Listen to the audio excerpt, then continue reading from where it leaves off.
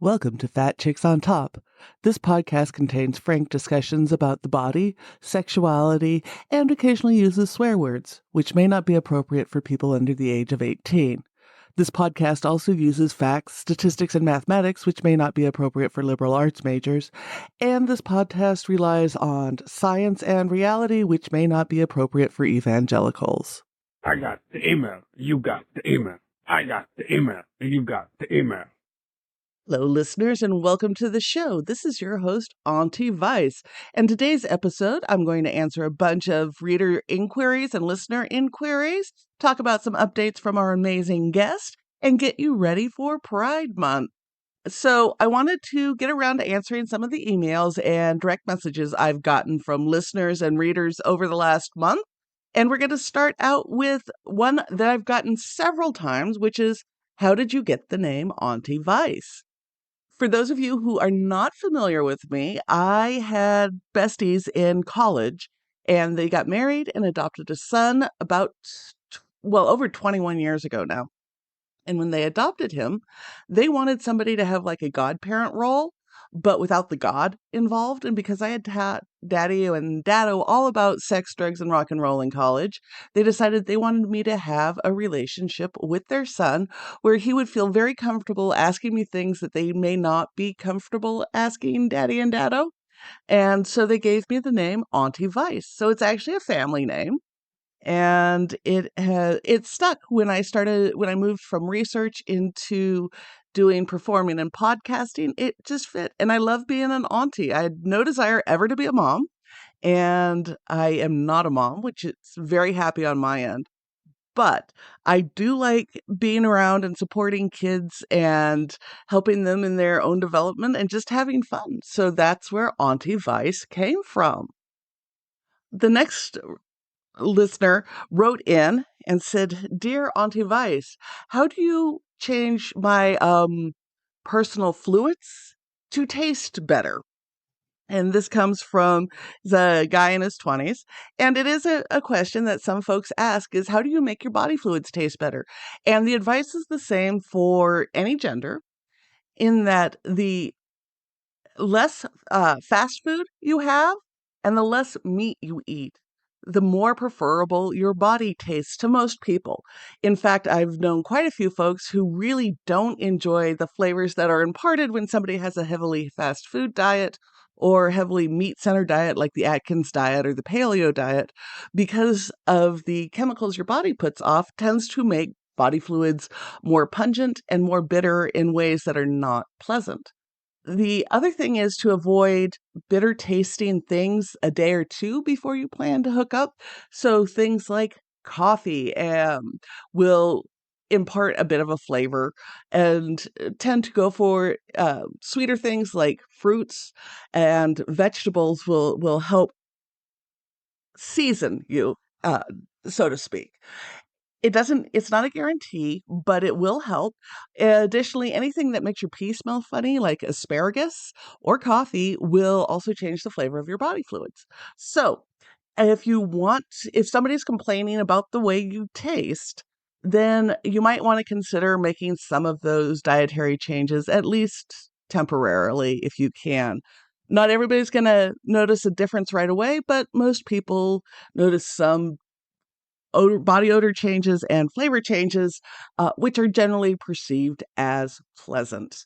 That said, if you don't want to change your diet or you can't change your diet for some reason, and there's lots of reasons people eat the way they eat, I want to suggest maybe invest in a flavored lubricant that is okay for consumption.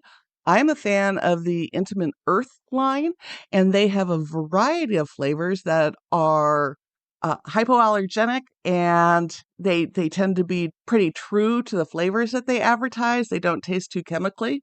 So I check those out, and I will have links in the show notes to that. And while pineapple won't necessarily make you sweet, it is in the fruits and vegetables section, so it tends to just make things more pleasant overall. The other part is it may just require a shower. Some people have a strong aversion to certain bitter or pungent flavors. And if you find yourself on having a partner on that end, working in a shower to your foreplay and everything can be really sexy and a fun way to have a very neutral body odor and body flavor. So I hope that helps those of you looking to find ways to change your body flavors for your partners.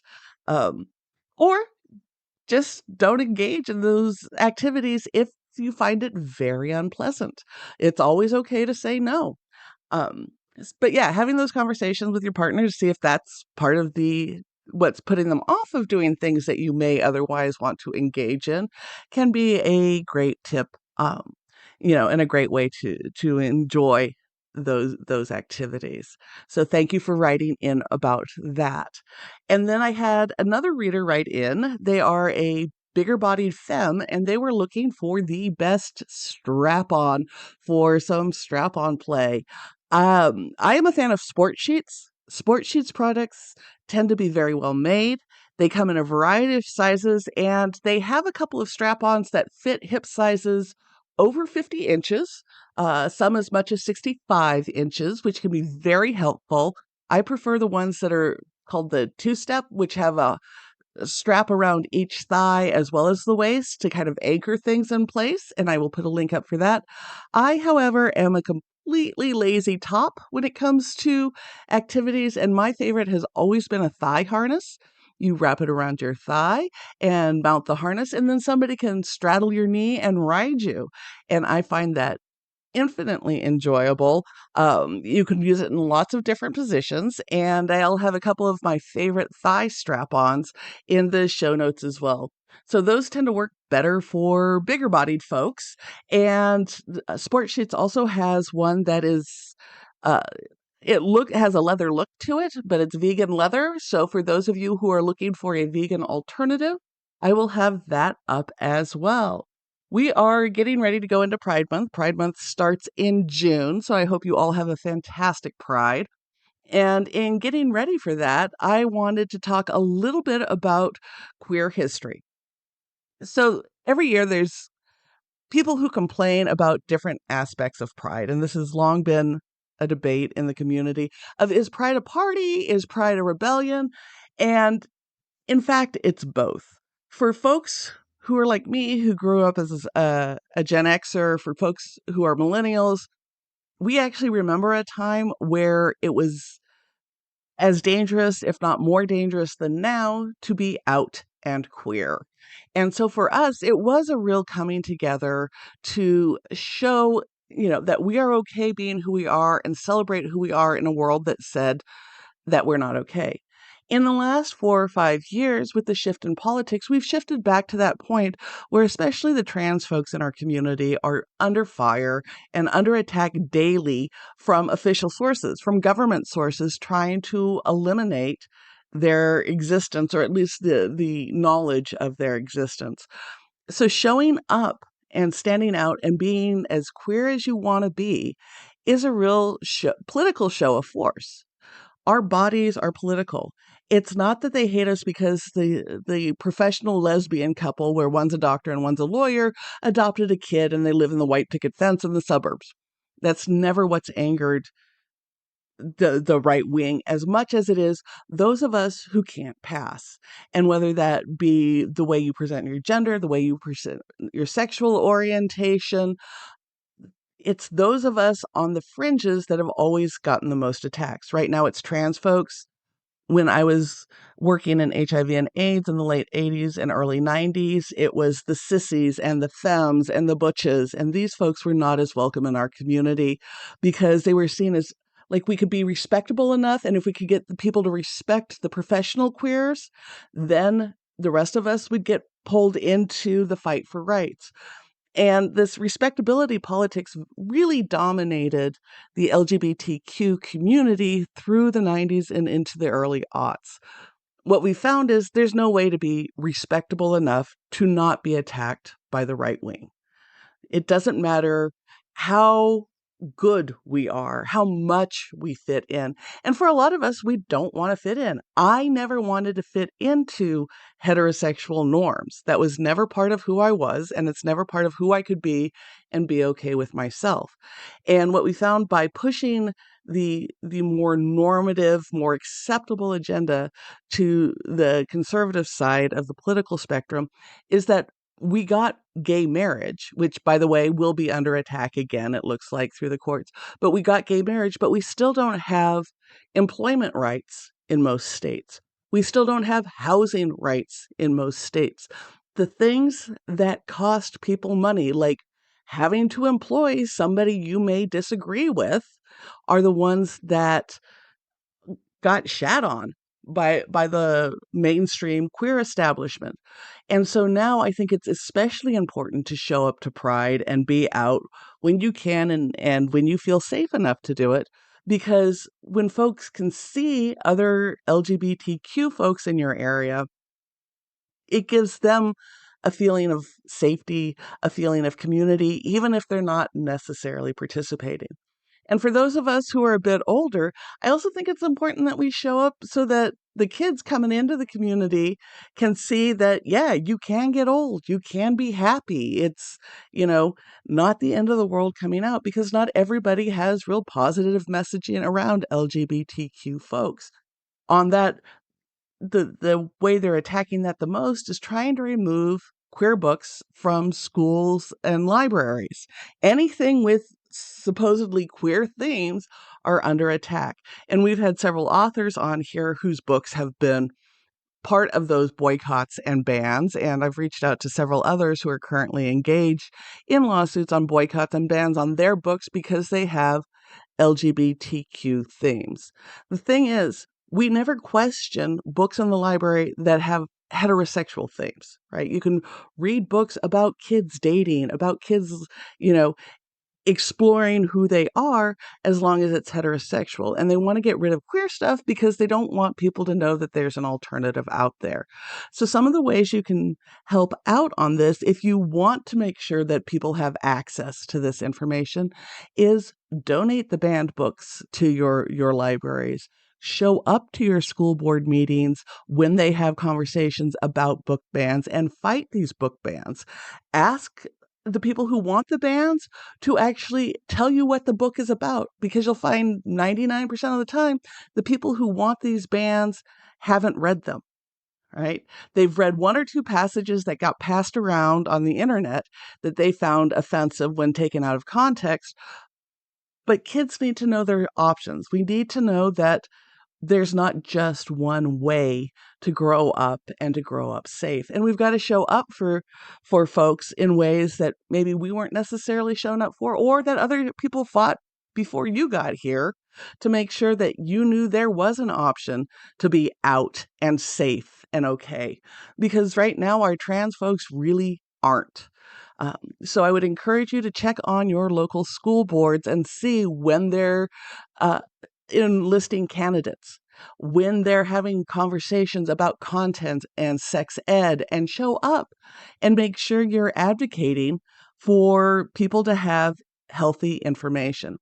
For those of you who want talking points for how to advocate at school boards and in your library communities for access to this information, I'll have a document up on my blog, loveletterstoaunicorn.com, that you can access in order to have some key talking points when you go in, if that is helpful to you.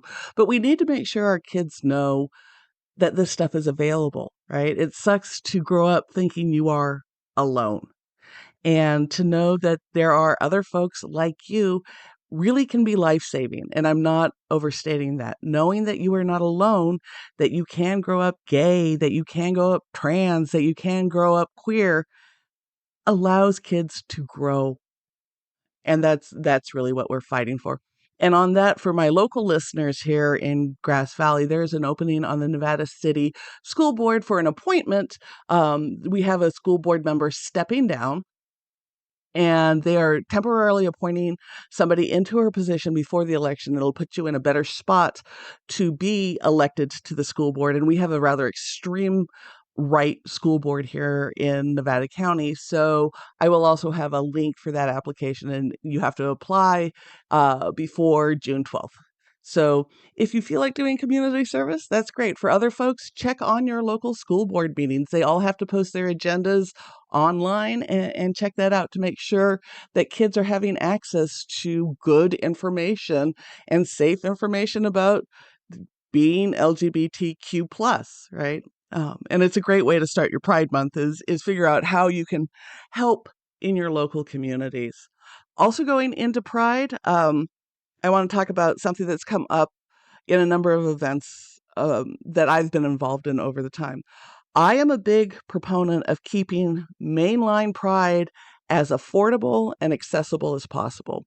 If you are a Pride organizer, this would mean things like making sure it is physically accessible to people with mobility needs, right? Whether they're using a cane or a chair, or they need a place to sit frequently in the shade, making sure that those spaces are readily available in Pride is a big part of it. Having ASL interpreters is part of it. Having signage for people who are limited or in sight or blind is part of it. And it also means keeping it free, right? I have issues with where the primary Pride event is a charged event, because for our community, that often means that there's groups that cannot attend. However, not all Pride events need to be free. And I've had this fight for years. A listener hit me up because they wanted to attend one of my events, and I was charging for it, and they were incredibly angry that there was not a free way to attend an event I had put on. The thing is, we have to pay our performers. We can't ask LGBT folks to perform for free all the time. It costs to perform. You have to refine your act. There can be costuming, there can be gas, there can be parking. And I like to pay my performers. So at some events that are not the mainstream Pride up here, I do charge, and I use those to underwrite other free events. And there's a lot of folks now who are doing what are called angel tickets. My favorite ticketing site, which is forbiddentickets.com, offers scholarship tickets where people who have extra funds can buy tickets for whoever might need them. This allows producers and event people like me to still pay their performers while providing some access to low income folks to access their events. And I think this is a fantastic way. I put this out there so that other people who are out organizing things can consider it, consider scholarship tickets, consider volunteer options, right? But let's keep Pride as free to the main Pride as free as possible to folks, because we need as many people showing up as possible. Um, so yeah, and come out and celebrate and enjoy. And yeah, it can be a party, right? It We have a fun community. We should celebrate who's in our community. So yes, participate in Pride if you can. And for those of you organizing, let's keep Maine Pride free as much as possible. And continue to pay our performers. As a performer, I always appreciate having at least my gas and parking paid when I show up to do an event. So I had to put that out there because this has been an ongoing battle online between me and a couple of folks up here who want to either charge for every event or who want free access to every event. And neither is sustainable in our communities, right? Or in really any community. So I wanted to touch on that a little bit. I have a few updates about some of the folks who have been on our show. There's some exciting stuff going on. For those of you who enjoyed the Kitty Stryker episode on consent, Kitty has 2 new books out. The one I really want to talk about is she just put one out on how to talk to your teens about the complexities of consent. Because consent is more than yes or no. It's understanding power dynamics, it's understanding physicality, it's understanding all sorts of stuff. And having these conversations with your kids can sometimes be difficult. So if you have a teen in your life, check out Kitty's new book, and I'll have a link in that.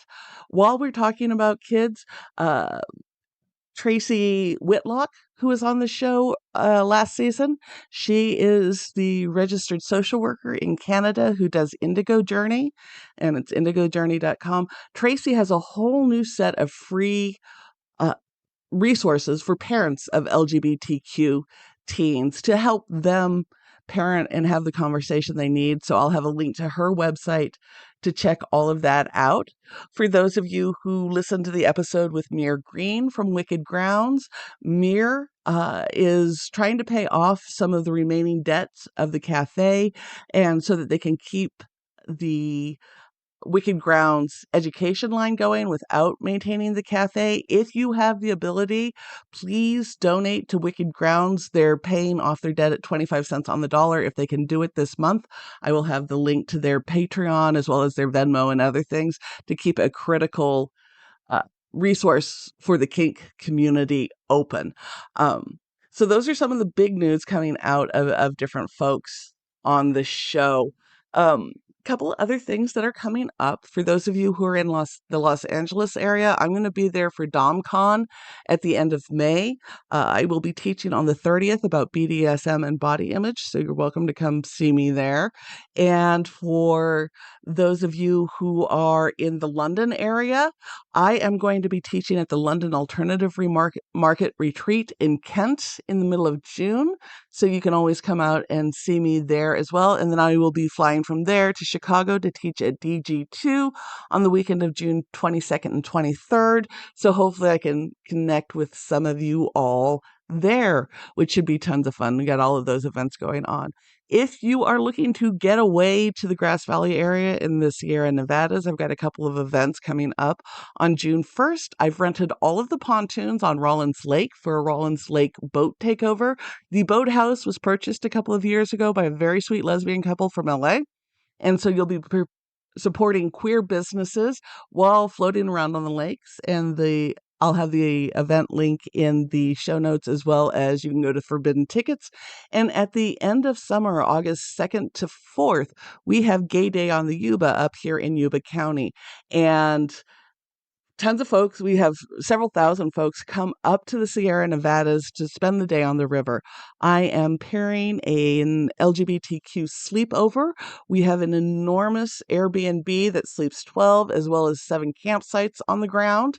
And we will have shuttle service to and from the Yuba event for folks who want to come and hang out and party with a bunch of queer folks. And if you don't want to do a big river event, there is a portion of the river that runs through the property, so you can sit on the Yuba and chill out in your own private space. And again, those are on Forbidden Tickets, and I'll have them in the show notes. What I'm basically trying to do is build community as much as possible, make it as body liberating and kink liberating and sexually liberating as possible, so that we can have folks come together. And it's been a wonderful experience. I want to thank you, listeners, for tuning in. You guys keep me going. I am sorry I've been a little slow on getting this episode out, and that there was a break. Life interferes, and I've been working on other things and just haven't had the bandwidth, but I'm glad to be back. If you have a question for me, please shoot me a line at Auntie Vice at Fat Chicks on Top, or the Ask Your Auntie button on the Fat Chick site. And as always, have a wonderful day. Thank you so much for tuning in. This has been Fat Chicks on Top.